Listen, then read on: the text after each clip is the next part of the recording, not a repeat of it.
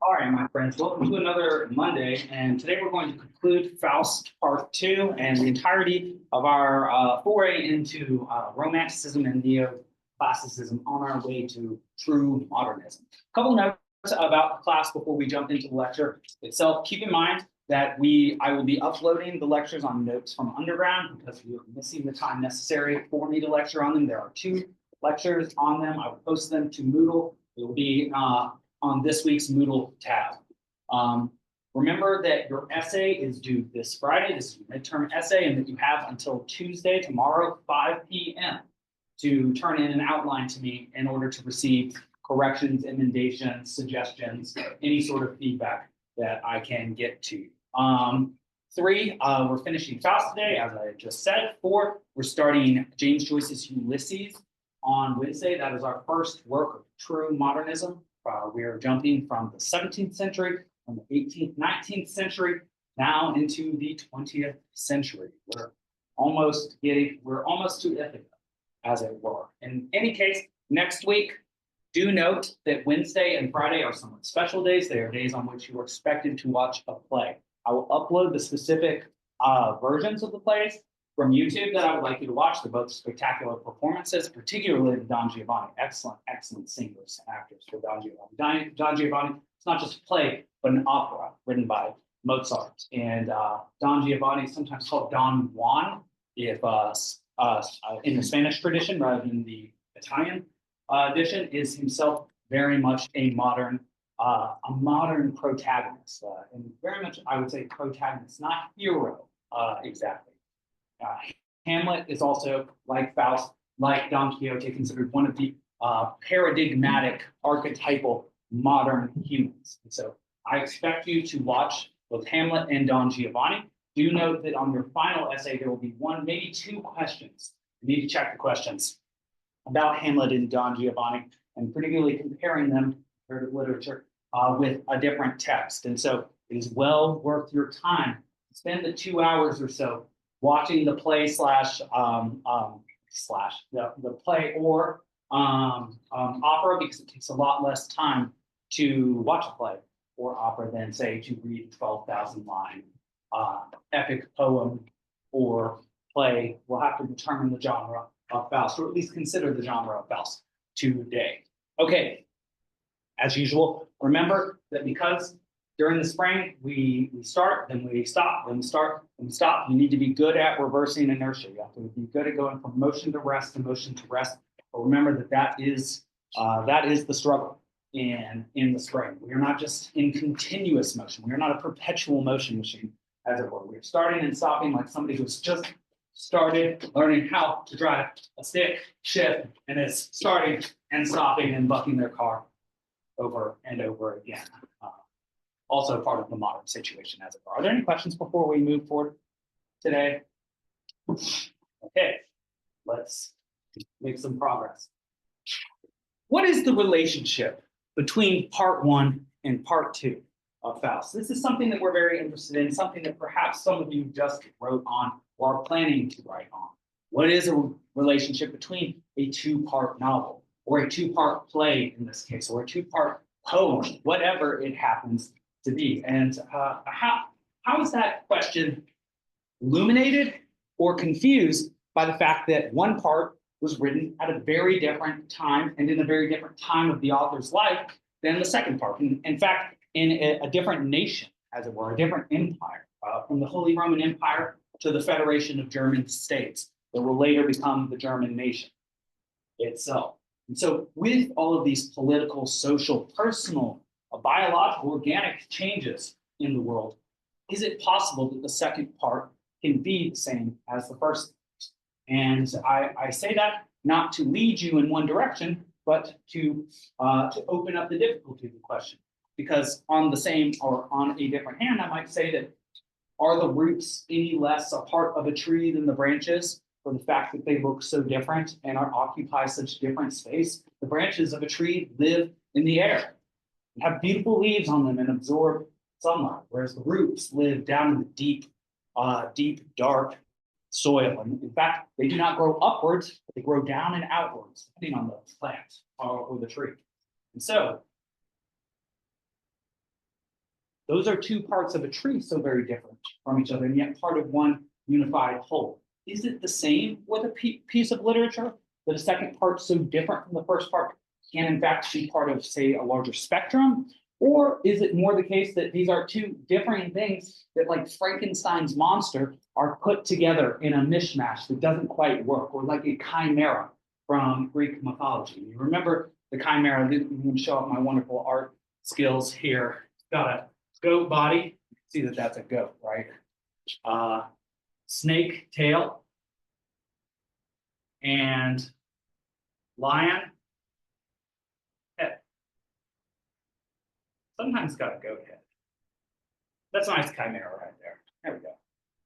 A three-part creature that doesn't really fit together is the notion of a mishmash or a hodgepodge, or what is the term that we often use? You probably created one of these. What is it called when you put a bunch of photos on top of a piece of poster board and then hand that in as an assignment? Not a diorama, but a collage. Very good. Thank you. I think it's like a collage.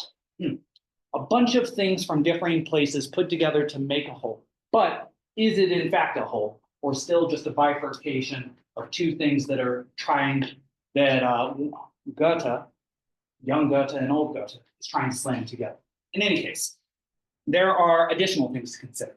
The romanticism of this text. Remember I said that Goethe is a major exponent or proponent of early 19th century German romanticism. The English tradition also has a tremendous romantic element within it as well. And that he wrote this paradigmatic text, Sorrows of Young Goethe, about a young man who falls in love with a married woman. And since he cannot consummate or move his love forward, tears him up inside, and he ends up committing suicide, which itself set up a rash of suicides in Germany. I said a couple things about romanticism. That part of the desire of romanticism is to reject nature, particularly to reject things like the idea of aging. And so romanticism is a cult of the young, very much like you might say Hollywood, with movies like The Substance still coming out and being nominated for Oscar. Do you all know that new Demi Moore movie? Oh man, it's crazy. In any case, it is about the desire and need to stay young. And also note that part of romanticism is rejecting potentially things like reproduction, biological processes over which one does not have, say, spiritual, mental control necessarily, that one attempts in a more ethereal, spiritualistic way to subvert or to supervene, as it were, to go under or overcome. And that is the struggle of romanticism, and why various romantics like Shelley, who died himself, I think he was just 31 years old, have to fight against. A big question for a romantic writer is, how could you let yourself get so old? Why are you now too old to die young, as it were? And how can one really fight nature in terms of aging and the seeming limitations that nature imposes on our time and our physics and our own spatial ability to project ourselves in space? If you've ever tried martial arts or tried to do a new move at the gym, yeah, I think you understand something about the limitations that space and physics impose upon us. We cannot simply will ourselves to be all that we wish, as much as we would like to. And so one of the great questions becomes, how do you get what you want given the limitations that are imposed on you from within and without? And what are those limitations, and how do you subvert or supervene them in order to get what you want? And you might say that that was a big question that Faust had all the way through part one and part two. What does he want and how does he get it? Though he, unlike you, perhaps unlike you, or perhaps like you, he has, of course, the help of Mephistopheles to get him what it is he wants. And yet, perhaps like you and perhaps unlike you, it turns out that all that he thinks that he wants till the very, very, very end of his life, in fact, all but illusion, all but ash. It turns out that all that he has wanted, he has only wanted for a finite amount of time, for has only given him a small amount of pleasure. Nothing has been as sweet in taste as it was in conception for Faust. Till the very end, when he finally has a truly beautiful thought. I really want to talk to you about this, so I'm going to say it now so I don't forget it. His thought is that finally he has done something, he has done something that will have such a positive effect. He will make the lives of millions better. Millions. And yet, what has he done to achieve this? He had two holy individuals who mined a temple, who were perhaps even in the presence of a strange god, murdered. They were murdered on his account. And from part one, because of his lust for Gretchen, she dies, and so does her brother Valentine, so does her daughter, her child, and so does her mother. This blood would seem to be on Faust's hands. He seems to be something like a murderer. If this were Dante's medieval universe, murderers, seventh circle of hell among the violent, around Alexander the Great and Dionysus of Syracuse, in the third river of hell, boiling river of blood called Phlegethon, called Puriphlegethon in Virgil's Aeneid. And yet, Faust goes to heaven. Is there a strange mathematics to the reality in which Faust exists, where one can literally get away with murder? Oh, I'm not going to quite say literally, practically literally. In a courtroom trial, one could still put a murder charge on Faust. But does he actually slice the throat of Gretchen, of Bacchus, of Philemon? No, but he is responsible for the death. This is actually a distinction that was made with O.J. Simpson, by the way. This criminal trial, he was exonerated. He was not levied with the actual murder, but in a civil trial where money is at stake and property and the things that you possess, it was deemed that he was responsible for the death of his wife.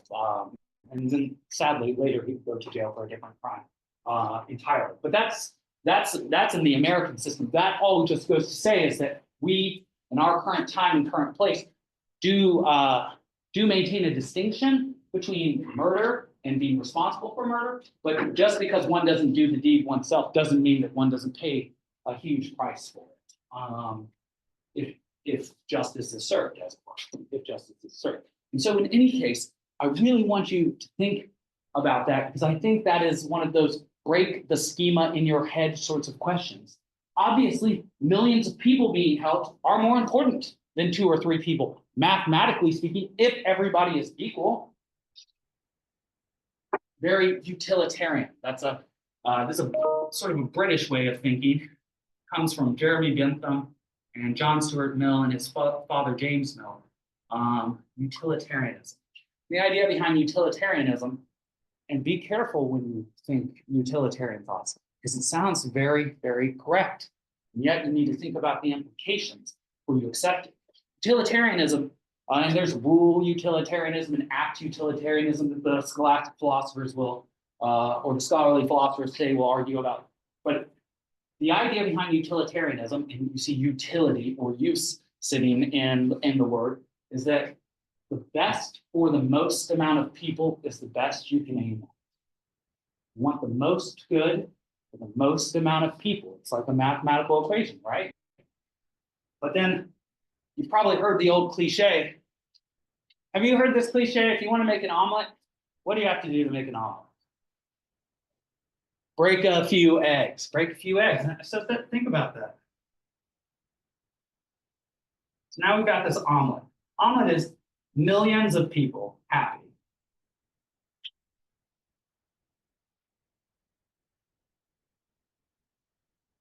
The 3 people in this classroom have to die.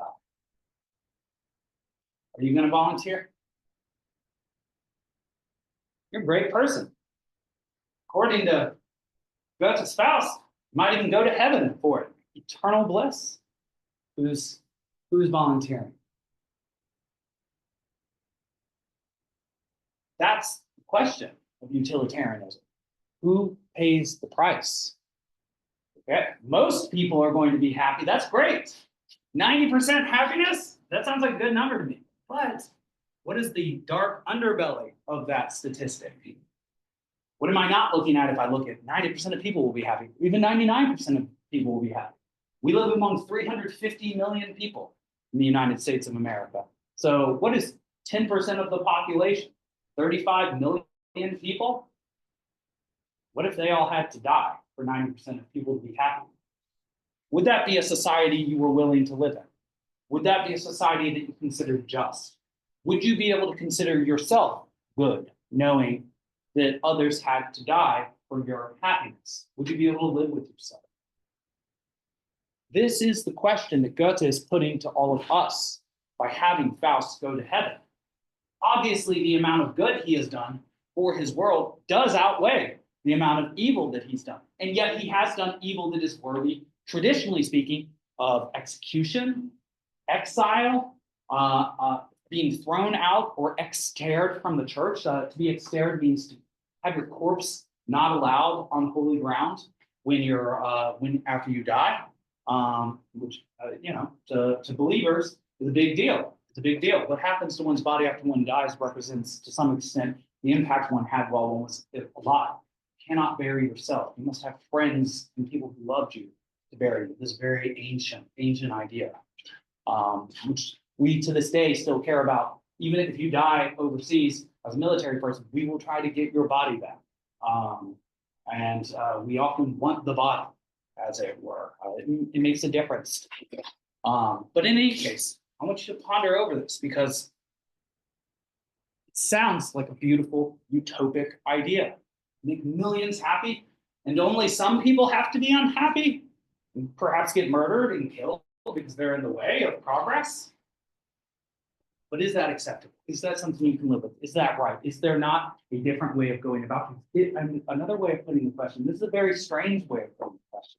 Doesn't seem to make sense. Are the lives of millions of people worth more than the lives of 3 people? You may have heard the old Joseph Stalin quote that is, and there's a slight paraphrase that's very close. You kill 3 people with the news headline on the front page. Kill 10,000 people. It's a line on page 6.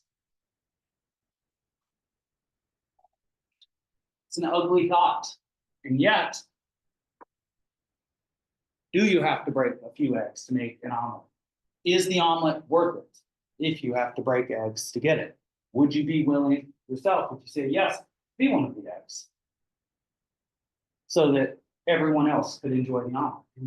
This is a major question of Goethe, and this becomes a major question for political systems in which we live, and in particular with one that became very important. This is sort of a socioeconomic system, but in socialism and its political version of communism. The ideology underlying these political systems is that you want the best for the society, for your allies, for your friends. And yet, occasionally, the mechanisms for maintaining control and maintaining the stability for such a society involves breaking a few eggs. Do a little research, read the Gulag Archipelago about what happened after the Russian Revolution and the tens of millions of people that were purged, including many teachers like me, or the Great Leap Forward in China, when again we think it could be up to 100 million people that were killed in order to bring about this new utopic ideal society. One thing I wish to say is that this is a question that has been answered before. It has been answered on a large scale. It has been answered in order by the elites of particular governments in order to bring about a new world, as it were. And so if you are really perplexed and interested in this question, really look at the history of the 20th century and of the global empires that transformed themselves into systems that insisted on this utilitarian concept that a few eggs are certainly mathematically less valuable than an omelet or a lot of eggs. Therefore, we'll do what we have to bring about the new world. So I want you to struggle with that. And because I think that's a question that admits of many perspectives on at least 2 sides, perhaps many, 3-dimensionally, many dimensions to that question. Questions don't just have to have 2 sides. It can be 3-dimensional. All right, So let me get back to the lecture slides themselves, though I think that was perhaps the heart of the text. And so we've gotten to what's most essential, and that's good. So Romanticism, let me say just a couple facts about it to help root our thoughts on what does it mean. And always keep in mind that Romanticism is not the same as being romantic in sort of a Valentine's Day sort of way, like, giving someone roses and having champagne. That's romantic in sort of a loving 21st century, 20th century way. But to be romantic, like to be a romance language, means to come from the vernacular tradition based on the Roman language, Latin. So the Romans spoke Latin, and from Latin came various vernacular languages, Spanish, like Don Quixote, Spanish, Italian, French, Portuguese are the main ones. There are like 60 or 70 other dialects that come under that. And so romances in the traditional sense, or chivalric romances, like we saw in the 17th century, are works written in Romance languages, not in Latin. So they are written in the vernacular, in the vulgar language, rather than the standard scholarly literary language of the time. So Romanticism, German Romanticism, are going to be works written in German for a more popular audience, not simply a scholarly audience. So there's Romanticism, emphasizes a subjective idea, and yet striving towards the absolute. Very, very interesting idea. Can you overcome your own subjectivity? Can you see the truth of the world? Or are you bound by your perceptual systems? Can you only see like a human sees? Can you only see like a primate? Homo sapiens sapiens sees. That is our scientific name. Or are you capable through some sort of measure or system or art or science seeing more than your physiology would allow? Or can your mind conceptualize something eternal or universal in size as yourself just a product of that very universe? A creature meant to what? Run around, grow, make some friends, reproduce, eat. How can you possibly understand the nature of the universe when you're just such a tiny little part of it? And most of the time you spend yourself doing, sleeping, eating, moving around. How are you supposed to figure out what's going on in this giant, perhaps infinite cosmos, infinite both in terms of space and time? It's a hard concept to even wrap your head around. If you really want to mess with yourself, you might say, where is heaven in this infinity? I guess it could be anywhere. And yet, where would it could be infinitely far in time or space because of that, if it is, of course, a physically manifesting place. So that's just another question to sort of add to your mind. Did we say some sort of dimension which is itself outside of space and time? This is a medieval concept, that there was a place called the Empyrean, ring of fire outside of the physical universe. Neat. The veils of subjectivity. There are veils in front of us that, as we learn and go through life, keep us from seeing the truth of things. What are these various veils? Language. You've probably heard that various languages, because they have different words for like blue and green, sometimes the people perceive blue and green differently. Or you might have heard of, like, say, the French, that they have a very different idea of love and monogamy than the Americans, and that this has some relation potentially to both their culture and their language. Culture as well. Different cultures act in different ways and have different values. You might consider typical ideas that there are certain cultures that emphasize family more, whereas there are cultures that emphasize more career or something like that. There are cultures that are more religious than others. There are more there are cultures that are, of course, socialist or communist. There are cultures that are democracies. There are cultures that are still parts of monarchies, of course. And this changes the way that the humans within those places manifest their beings, how they act, how they think. In fact, something interesting about you is that you probably think that a democracy is the best political system that's ever existed. You've probably learned about other historical democracies like Greece and Rome. You're probably impressed by the French Revolution. Why have you learned about all of these historical democracies and have such a positive belief about them? Because they are naturally better than other forms of government? Aristotle says that it's the worst form of government. And he's one of our greatest philosophers. Socrates, Plato, Aristotle. And yet, do you think it's because you were born into a democracy, most likely, or have moved to one? And that any political state you happen to be in is going to tell you how good it is? Do you think if you were British, you would value a constitutional monarchy?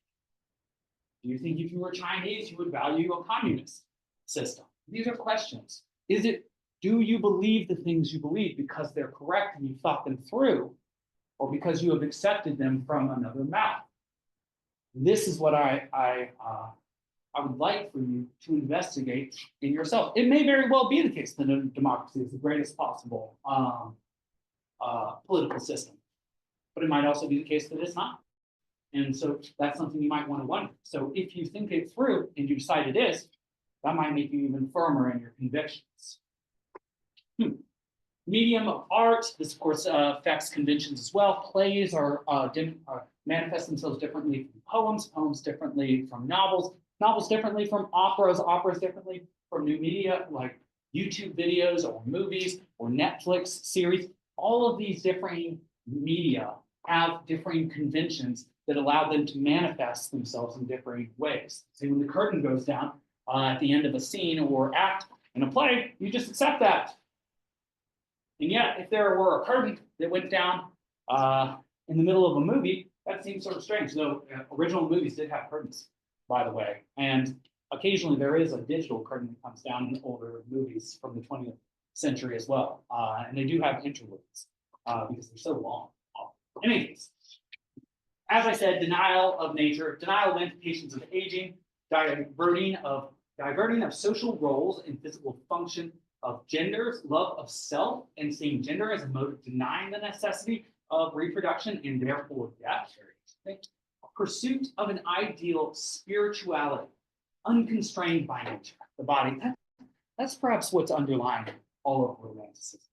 A desire not to be limited by one's humanity, one's flesh, one's organic components, one's language. All of this is like something one would want to rip off in order to be one's sort of pure essence that can then see things as they were. You can see that there's a sort of an uncleanness at the root of being a natural creature for the romantics. They want to clean it off. They would seemingly, they could strip their skin and bones from their bodies and be an ethereal essence, and then they would be pure beings and would be able to manifest themselves entirely according to their wills without the constraints imposed on them by their bodies and therefore the world. And therein lies their denial of so many things. And well, is that possible? And is that something worthy of pursuit for you? That is the essence of Romanticism. Neoclassicism. This is the other strong thread that Goethe includes in sort of a yin-yang way with Romanticism. He tries to bring these two schools of thought, these two ways of manifesting literature together in a way that perhaps you think is a hybrid, perhaps you think is a chimera, perhaps he does bring them into a unity, perhaps he fails to bring them into a unity. But neoclassicism, new, classicism, classical. So classics, we remember the original, like a classics department, ancient Greece and Rome, Republican Rome as well as imperial Rome. You do know that Rome was first an empire and then a republic. It was first a republic and then an empire. Sorry, it was very much Augustus Caesar who turned them into an empire. And so we are ourselves a republic. We are democracy, but not a direct democracy. We have elected representatives. That makes us a republic rather than a direct democracy. So sometimes people argue, we're not in fact a democracy, we're a republic. It's like, well, it's a variant on the super category. So you're kind of right, but really mostly wrong. So what is neoclassicism? It is an attempt to reintegrate ancient Greek themes, and Roman as well, and characters to contemporary 19th century literature. So when you read through Part 2 of Goethe's Faust, particularly in Act 2 and Act 3, and we have the drama between Helen, Menelaus, and Faust, as well as the procession, so many different Greek figures, including ancient Greek pre-Socratic philosophers like Thales, sometimes called Thales. If you don't aspirate the theta, and Anaxagoras. All of these figures are brought from the ancient past to be reappropriated into German literature. And so neoclassicism is to take these figures from ancient texts and then to reappropriate them, place them within one's modern, or in this case, romantic context. Which is something you can do. If you become a great artist, great musician, great visual artist, you can appropriate themes from other cultures, ancient or otherwise, and infuse them into your own, and see whether that works or not. I mean, you might say that what is here? This is a quote, I believe, from James Joyce. If I get this wrong, I'll correct myself officially. Is good writers borrow, great writers steal. And so, yeah, I was once, when I first became a teacher, I was told something very similar to that, that steal anything you possibly can from other teachers that will make you a better teacher. But I think what people mean when they say steal is they mean learn from, right? Learn from, right? You can't really steal knowledge.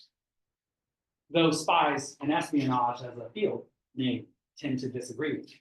All right, like a sausage, packed with illusion and reference to classical themes, we find the second part. Okay, so additional characters. Helen of Troy, Chiron, who was himself a centaur, a hybrid, horse and man. You may have seen those pictures.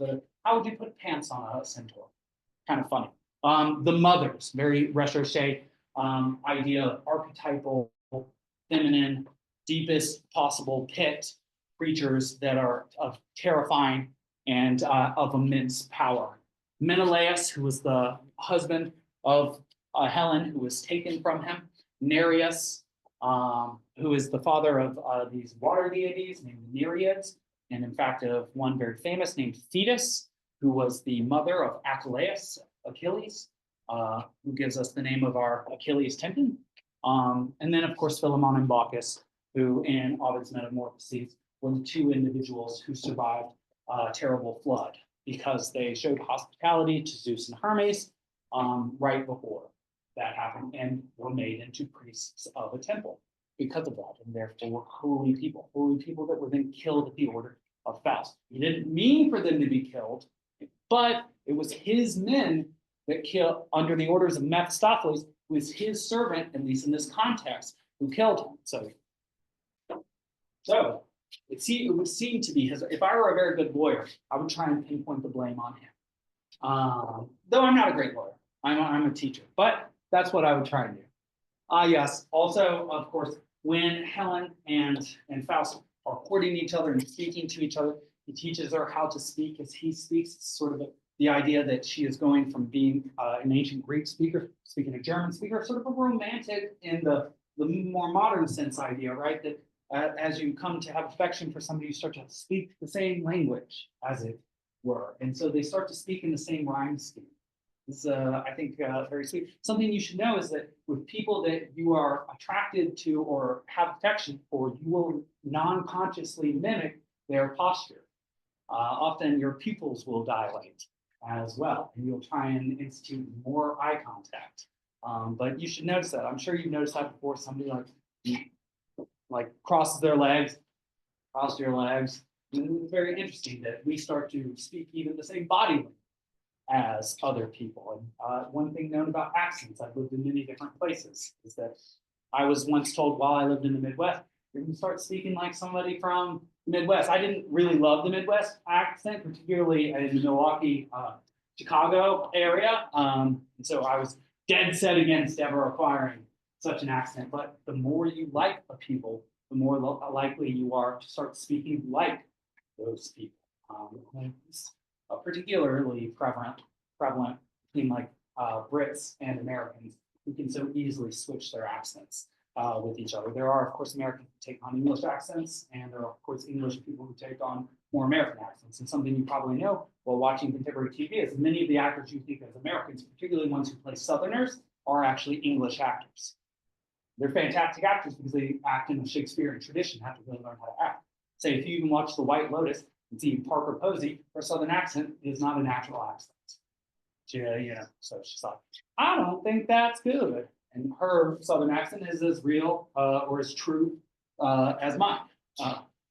Maybe I have a trill, but the one I just shared is not truly what it is. In any case, speaking the same language goes deep with humans. Don Quixote has two parts. The second part being unplanned.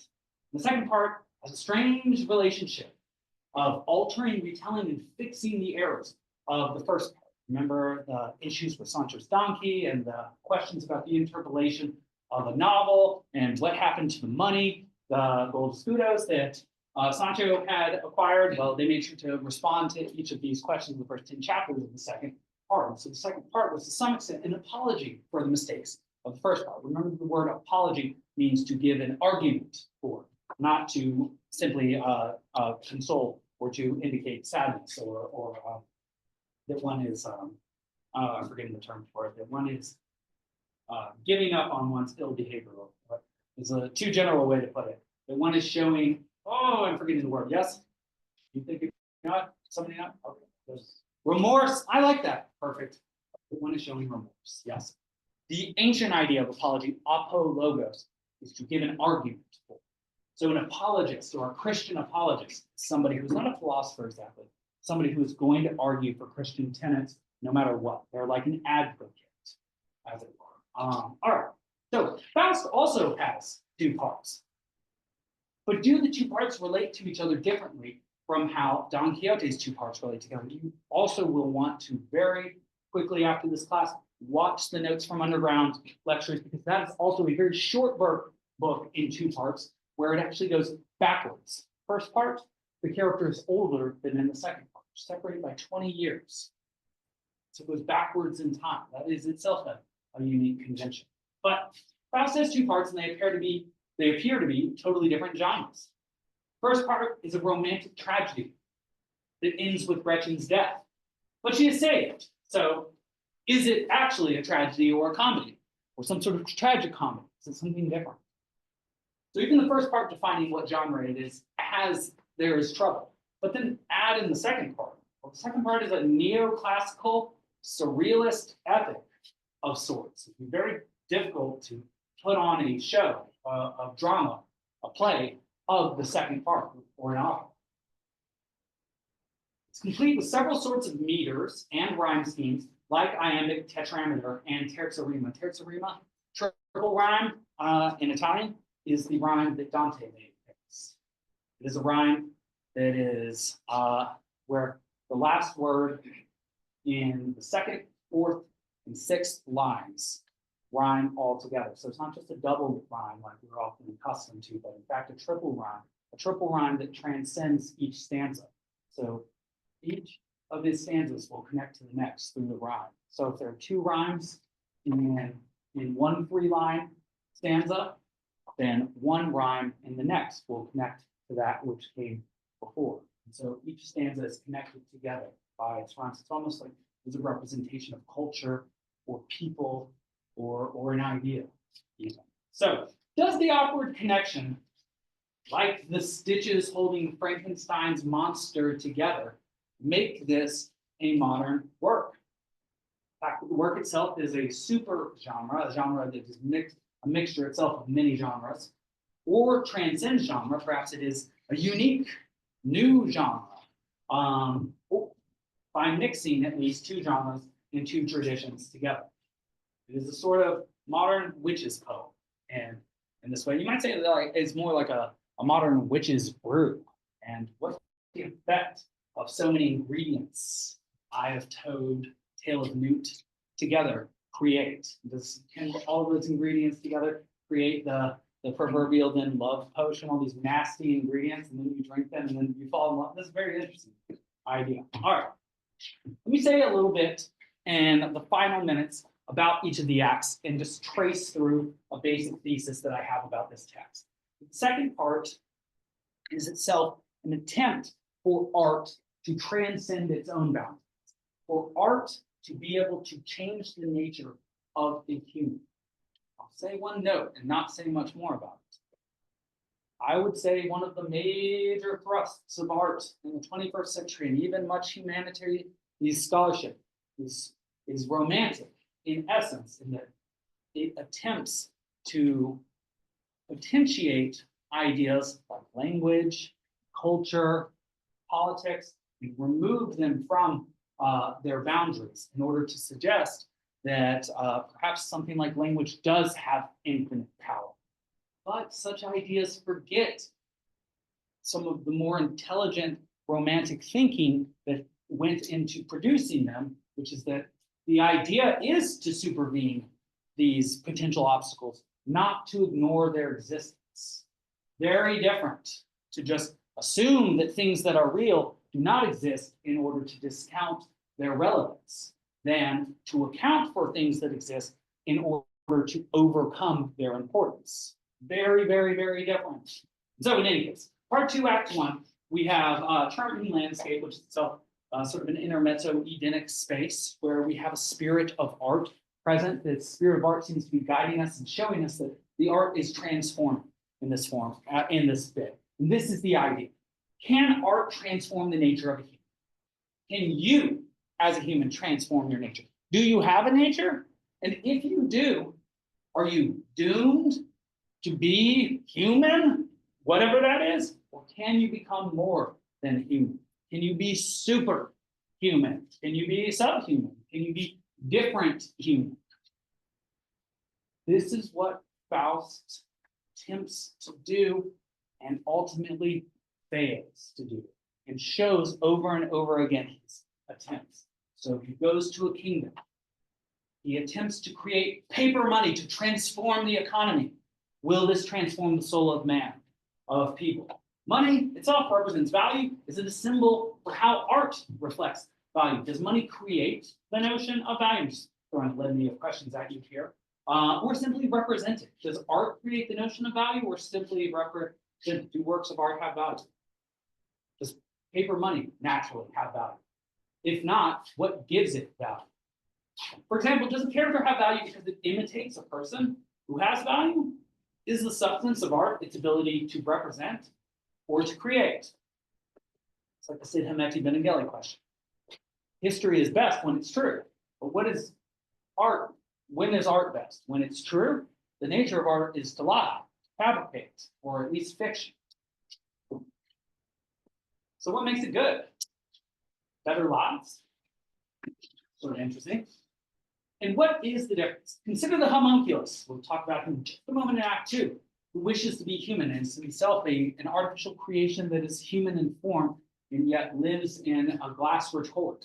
He wants more than anything to overcome that veil, to get out of the glass, like a bubble person, right? Somebody who lives in a bubble. Wants to get out of the bubble and be alive, but in trying to do so and shattering the glass, he disapparates or dissipates. He becomes nothing. In trying to overcome the boundaries that keep him from being human, he loses the substance that makes him something at all. He wants to be more than homunculus. He loses even being a homunculus in doing this. So there's a dangerous question.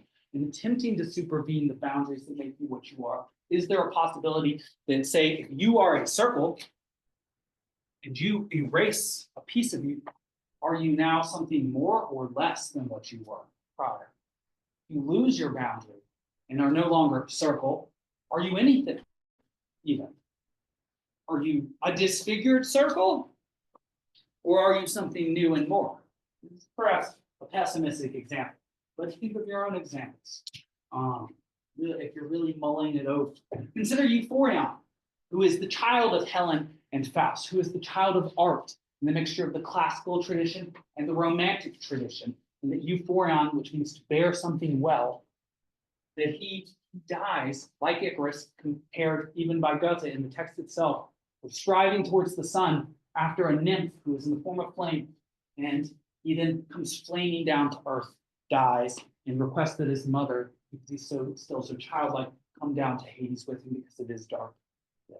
And supposedly he looks like someone that they know just because he is based on the figure of Lord Byron, himself died in these Greek civil wars, riding a horse through a thunderstorm at night. So he got pneumonia from that. And he is himself the writer of Don Juan, which is the basis for Mozart's Don Giovanni. And was apparently a very dashing sort of Gaston-like man. And even poet or authors like Stendhal really became, you might say, fanboys in the older tradition were stands of him in the newer tradition. Anyways. All right, Act 2 is where we run into the homunculus. The homunculus is a creature that is a human that was artificially created by the old research colleague of Goethe, Wagner, who seems to have progressed between parts 1 and parts 2. The homunculus strives to become human, but in its striving to become human, even seeking after the wisdom of pre-Socratic philosophers like Thales and Anaxagoras, he fails to do so and ends up disappearing. Act 3, Helen, who has been retrieved from the bowels of classical mythology and taken from Menelaus by Faust in his own sort of rapine way, in the same way that Helen was stolen from Menelaus by Paris, so is she in a similar way stolen from Menelaus now by Faust. They consummate their relationship. A young, beautiful boy, Euphorion, comes to be from it. The mixture of the classical and the romantic tradition. It's going to be an immortal, wonderful new, oh my God, no, he's already dead. This tradition is done before it's even gotten off the ground, as it were. It barely gets off the ground before it comes to naught. There is an attempt at a transformation that again finds itself failing. That fails before the final pendulum swing, as it were, the final bell. In the same way that homunculus strove to become human, Euphorion strives to be more than his parents, but in so striving towards the heights, towards the sublime, he lights on fire, and comes crashing back down to Earth. This is a symbol of failure. In the same way that when SpaceX sends up a rocket and they blow up 50 feet off the ground, this is not a symbol of success. It is a symbol of failure. Though, of course, the scientists will say these are all very necessary tests along the way. Of course, sure. But very terrifying thing to see, especially if you're an astronaut. In any case, back to Act 4, we return to the Emperor, and the Emperor is fighting against a rival Emperor, who's in fact called an anti-Emperor, the idea of sort of the Antichrist there. And this is where Faust comes up with the notion of using the 3 mighty men, or rather, these men are suggested to him by Mephistopheles. And Faust helps to defeat the rival emperor, and in so doing, takes as his reward land that is very marshy, swampy. I compared it to New Orleans, that he is then going to attempt to extract from the water, or take the water away, sort of a dike-like way. Amsterdam, if you've ever been, the Dutch do this sort of thing. He's going to drain the swamp, political message there, and take this land back from the water. So there's a transformation attempted here to transform the land, and to steal it from nature, to make it inhabitable land rather than otherwise. And in so doing this,